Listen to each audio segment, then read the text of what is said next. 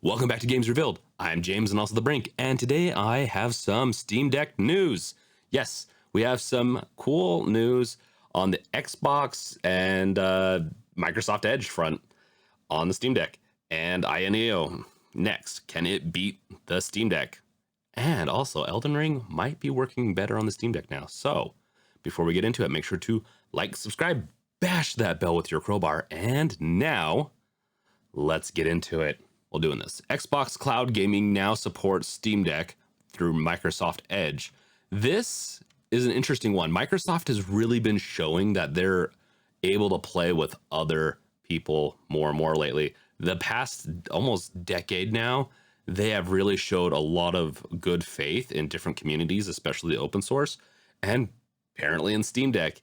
Like Valve wants to get away from Windows support, and Microsoft says, "Hey, we're going to give you Microsoft Edge, and you can now play the Xbox Cloud Gaming service through your Steam Deck through Microsoft Edge," which is interesting. A quote from Missy Query: "We worked closely with Valve and the Xbox Cloud Gaming team to bring support for Xbox Cloud Gaming Beta with Xbox Game Pass Ultimate through Microsoft Edge Beta for the Steam Deck."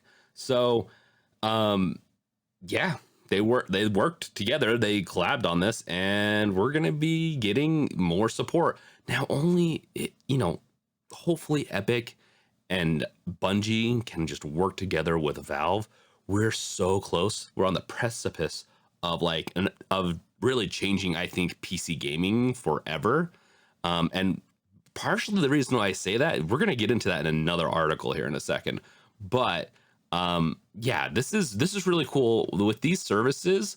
More and more of these services running on the Steam Deck, it just makes it so that you're pretty much going to be able to play any game you want anywhere on the Steam Deck. If we can get streaming from our PC or from these other streaming services like the Xbox gaming service, cloud gaming service that is, then awesome.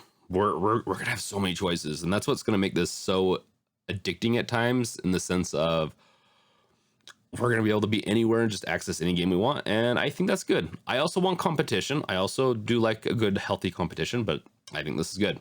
So the next piece of news is Steam Deck takes on Ayeneo Next in the new gaming benchmarks. So the Ayeneo Next is, Ayeneo's next. It's kind of pretty much on the nose on that. It's next console. And these are pretty interesting little numbers that they have on the benchmarks. I'm not going to spoil it too much, but let's just say the Ayeneo has more power output and also has a pretty beefy GPU and CPU combo. They have newer gen versions. And so, yeah, it really is interesting just to see. The Ayeneo Next has a Zen 3, where the Steam Deck has a Zen 2 in it.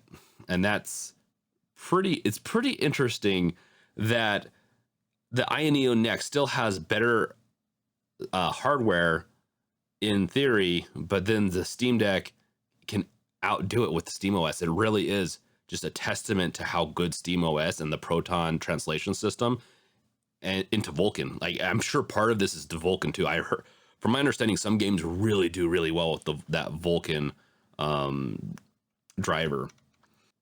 So, okay, let's look at these benchmarks real quick. So this is so good. Steam Deck. So the Steam Deck with a 15 watt of power consumed for the performance levels. Then you got Ayeneo Next with 16 watts power consumed, which is higher. I mean, I'm sure you know how numbers work. And then Ayeneo Next, 28 watts. So it has two different versions of the Ayeneo Next just to try to really show you the performance. And this, yes, I'm sure some games are going to be different, and we're going to see. For Forza Horizon has a different story when you up that wattage, but this really shows that anyone that thinks that Steam Deck is going to be, obsolete in a year or two, that's what I hear that all the time.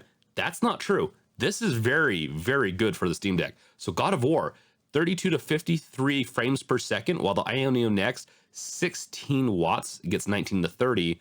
And then the and then you up that to 28 watts, it's 24 to 32.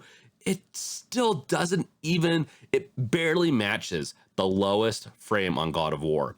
And then with The Witcher 3, which I'm a big Witcher fan, so this is awesome. The Witcher, yes, on the high is beaten out by the Ayeneo Next, but that could be a very, it could be an outlier. So it is interesting. If you really look at this, it's just crushing the Ayeneo Next just alone because I think that 15 watts is, lower heat and also better battery life. So Elden Ring, once again, on the high gets beaten by Ayeneo Next at the 28 watt. That's okay. Like, it's still, like, for the most part, it's almost on par with the Ayeneo Next at times, at its max power. And then in Forza Horizon, yes, it does beat it.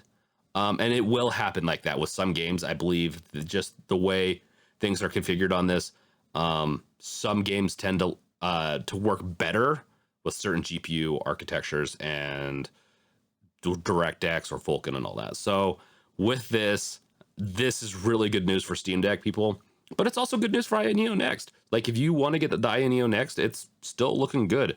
It's just Steam's really, really doing a good job. Valve really has pulled all the stops, I think, on this. Like, they really have done an amazing job. Okay, let's get into the next and last piece of news. Valve addresses Elden Ring Steam Deck performance issues.